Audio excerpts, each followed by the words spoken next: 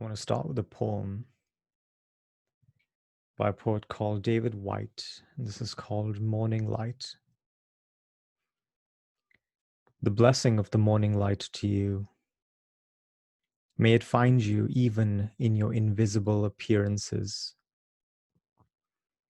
May you be seen to have risen from some other place you know and have known in the darkness, and that carries all you need. May you see what is hidden in you as a place of hospitality and shadowed shelter. May you see what is hidden in you as a place of hospitality and shadowed shelter. May that hidden darkness be your gift to give. May you hold that shadow to the light and the silence of that shelter to the word of the light. May you join all your previous disappearances with this new appearance, this new morning, this being seen again, new and newly alive. A lot of us are constantly, as leaders, navigating uncertainty. And this, perhaps, is what makes us leaders. The ability to negotiate with reality in this way, to hold our ground, and to keep our wits about ourselves in the deep unknown. When we have more questions than answers, when we have more doubts and fears than certainty.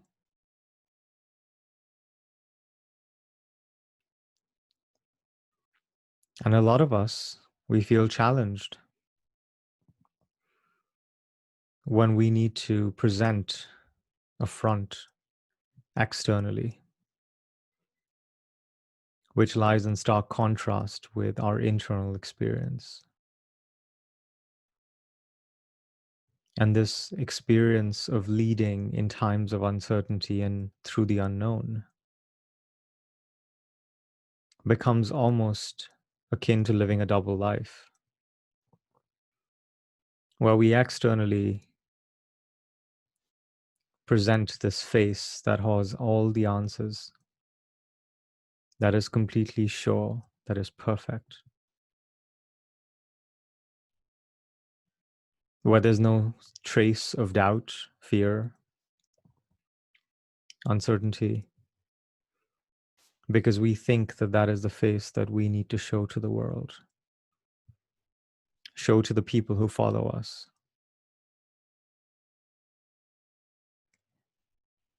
While inside, we're ridden with the anxiety, with the stress, with the fear, and with the uncertainty. Now, this differential between our internal experience and our external facade is actually the real root of the stress we experience. Because we literally have to invest energy in upholding this little differential. We have to keep this construct afloat. And it takes a lot of energy to present a certain front, especially when it's in stark contrast to how we feel on the inside. So as a leader, what if there was no need to present this unshakable, unflappable front? What if there was an opportunity to allow your internal experience to permeate outwards? What if it was okay for you to have doubts? What if it was okay for you to have fear? What if it was okay that you didn't have all the answers? And what if in doing so, you were able to liberate yourself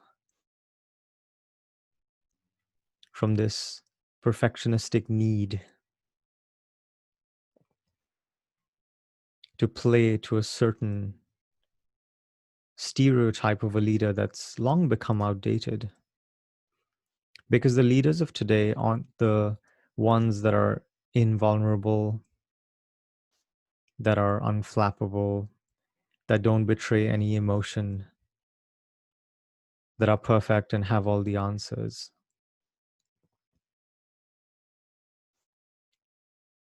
The leaders of today, what people really respond to these days, and I would argue what they've always responded to, but society didn't deem it acceptable, is a sense of vulnerability and honesty and congruence with the human experience.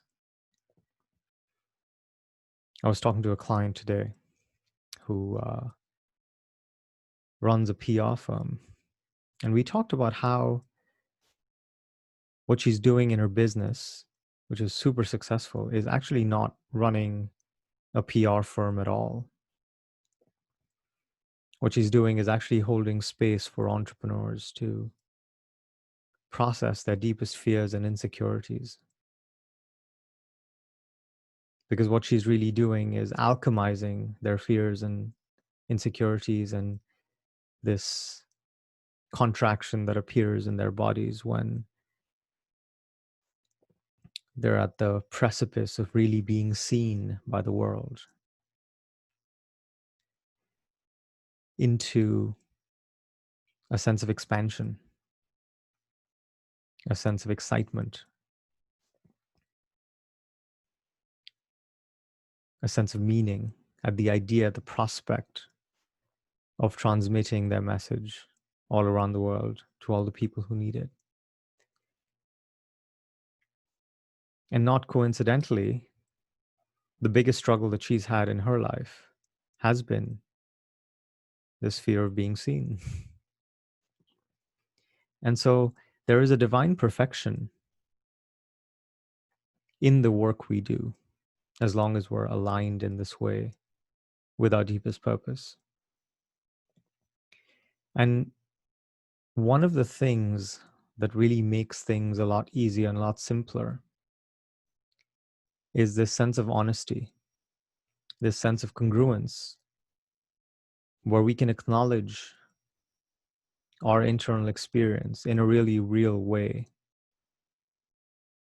starting with ourselves, but also with the people around us.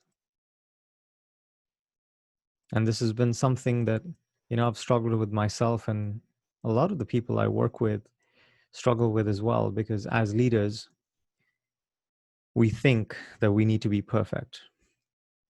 We think that if we're less than perfect, then no one will take us seriously, no one will follow us. We'd lose credibility.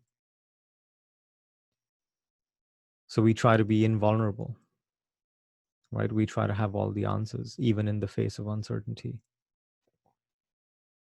But that puts us out of integrity. It results in a lot of unwanted stress that saps our energy and creates more constructs for us to uphold. So something I'd love for you to inquire with yourself is, where are all the places where you feel out of integrity with yourself?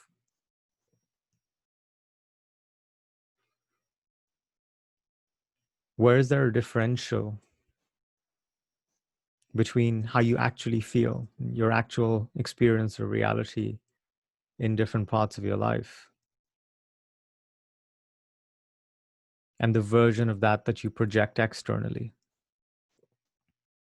Because all those little differentials, whether it's in your business, in terms of how much money you make, in terms of your relationships, in terms of your health, in terms of any and every aspect of your life, those little pockets create the walls that make up our limitations. Because those are the things that keep us trapped. because they keep us from being fully expressed. And they create more things for us to keep track of in our minds. And that is the birthplace of all the stress and anxiety and overwhelm and fear and doubt. And you know as well as I do that living in a state of constant stress, anxiety, fear, doubt doesn't set you up to create the most impact in the world. It doesn't set you up to feel your best. It doesn't set you up to lead as you're born to lead. What would be possible if you were able to liberate all those places within your consciousness that create limitation? All those places where you're either denying a reality, distorting it, avoiding it, repressing it, suppressing it. What would happen if you could collapse all those constructs that keep you trapped? How much more clarity and focus and flow would you be able to access? How much less thinking would you have to deal with on a day-to-day basis? How much more presence would you be able to have in every moment of your life? So I invite you to ask yourself, what conversation are you having that has become stale, that is no longer relevant, that needs to come to an end? Because we're always in a kind of conversation with ourselves, with our environment, with the world. And sometimes certain conversations, they come to an end. Maybe it's a conversation that you don't trust yourself. Maybe the conversation is around your perceived deep unworthiness that was put in place by a parent. Maybe there's a kind of self-loathing that you've managed to keep in check with a strict regimen of punishment, shame, and guilt that you dole out to yourself. Because, of course, we both know that you can't be trusted to regulate yourself without those devices, that internal police force that whips you up into shape. So I invite you to ask yourself right now, which of those constructs have outlived their purpose? What are the conversations that you could retire, you could bring to an end elegantly, not forcefully, but just seeing that they've outlived their usefulness? What are those stories and beliefs that you've carried with you like your own personal baggage throughout your whole life for decades and decades and decades? Ways in which you've described yourself, the stories that make up your image of yourself, this identity of who you are. That starts with your name. It starts with your entire personal history, all your deeds and misdeeds, all these memories and all these interpretations and meanings that you've made of those experiences in your life.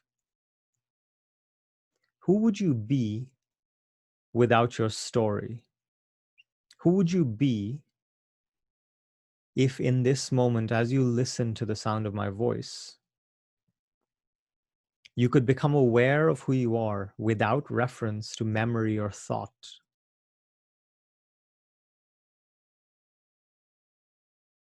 It's like when Will Smith in the movie Men in Black whips out the neuralizer and flashes it in front of the eyes of innocent civilians who've just witnessed the existence of aliens, and it wipes their memory completely.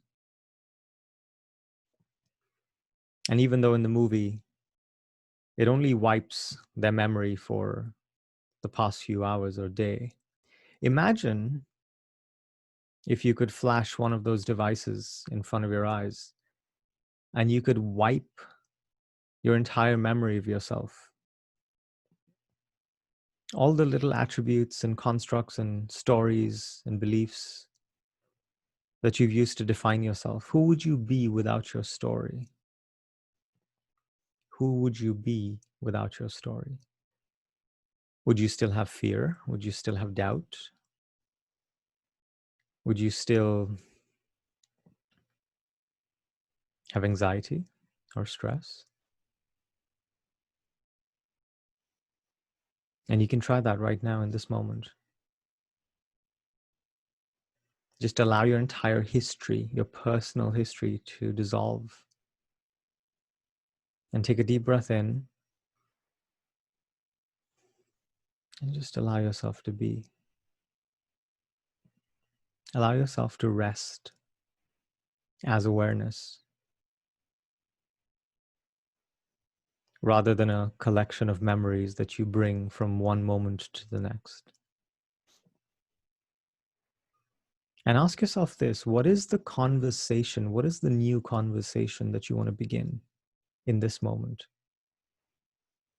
What is a new story you want to tell about yourself? Maybe one in which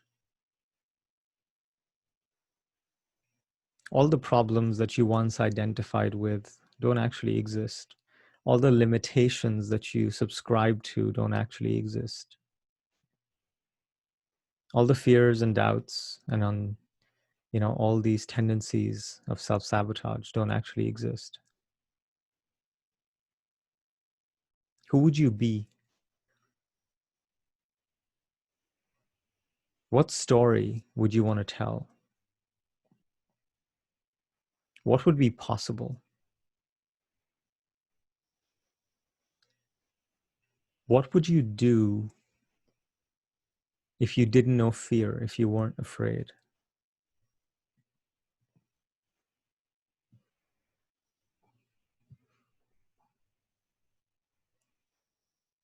Because while uncertainty can feel scary,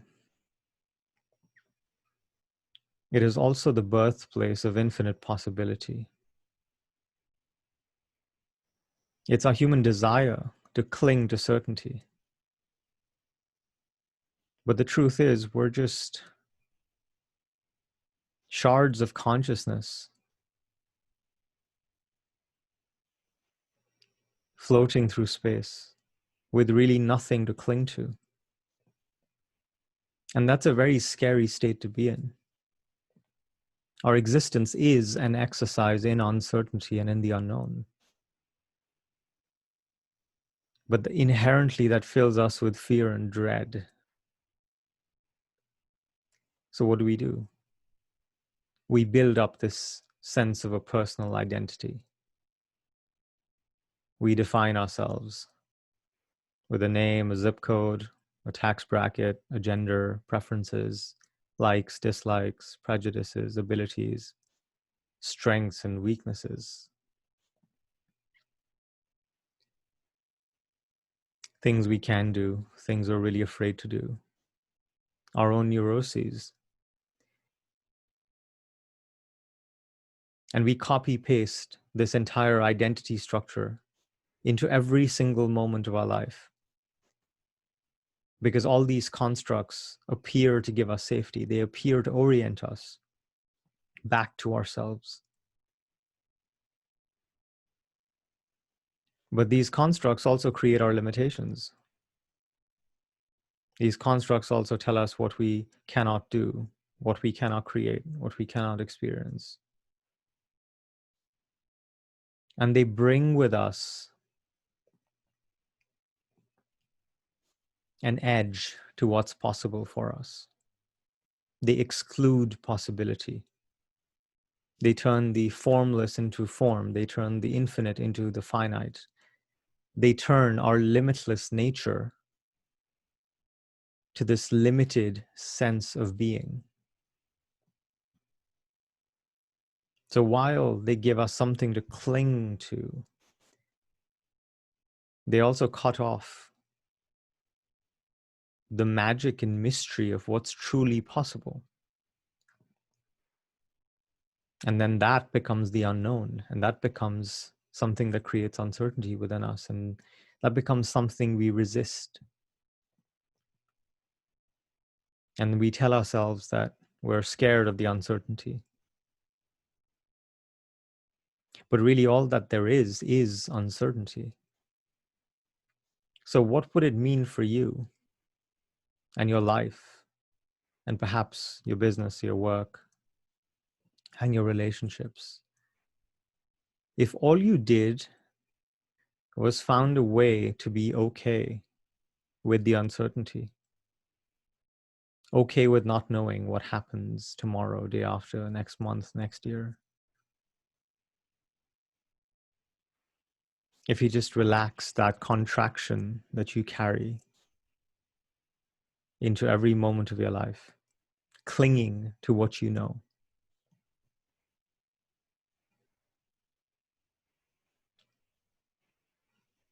This poem is called Lost by David Wagner. Stand still. The trees ahead and bushes beside you are not lost. Wherever you are is called here. Wherever you are is called here, and you must treat it as a powerful stranger, must ask permission to know it and be known. And you must treat it as a powerful stranger, must ask permission to know it and be known. The forest breathes, listen. It answers, I have made this place around you. If you leave it, you may come back again, saying here. No two trees are the same to raven. No two branches are the same to wren. If what a tree or bush does is lost on you, you are surely lost. No two trees are the same to raven. No two branches are the same to wren. If what a tree or bush does is lost on you, you are surely lost. Stand still. The forest knows where you are. You must let it find you. Stand still. The forest knows where you are. You must let it find you. What if even in the midst of the unknown and the uncertainty,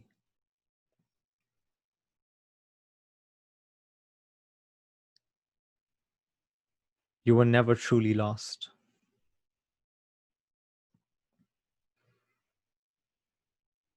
What if the very idea of being lost is made up?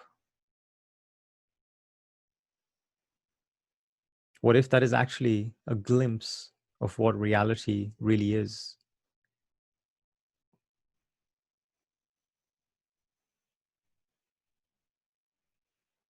And what if the ground of being that you rest on is always a kind of quicksand? And the more we resist, the more we sink into it. And the only solution is to come to a place of presence and acceptance and calm, even when everything is changing, when the morrow is unknown. Here's another poem to close us off. This one is called Start, Close In, also by David White. Start, close in. Don't take the second step or the third. Start with the first thing, close in, the step you don't want to take. Start with the ground you know, the pale ground beneath your feet. Your own way to begin the conversation. Start with your own question. Give up on other people's questions. Don't let them smother something simple. To hear another's voice, follow your own voice. Wait until that voice becomes an intimate, private ear that can really listen to another. Start right now. Take a small step you can call your own. Don't follow someone else's heroics. Be humble and focused. Start close in. Don't mistake that other for your own. Start close in. Don't take the second step or the third. Start with the first thing, close in, the step you don't want to take. Don't take the second step or the third. Start with the first thing, close in, the step you don't want to take. So, in the midst of uncertainty, when you're lost and confused and scared and stressed and anxious and fearful, when there's a deep desire to have the entire journey mapped out so you can cling to some sense of certainty, what if the only thing you allowed yourself to do was take that first step? And when you took that first step, what if the only thing you allowed yourself to do was take that first step again? And by taking this series of first steps, you may find yourself in a reality that feels quite exceptional. Remember that you are limitless.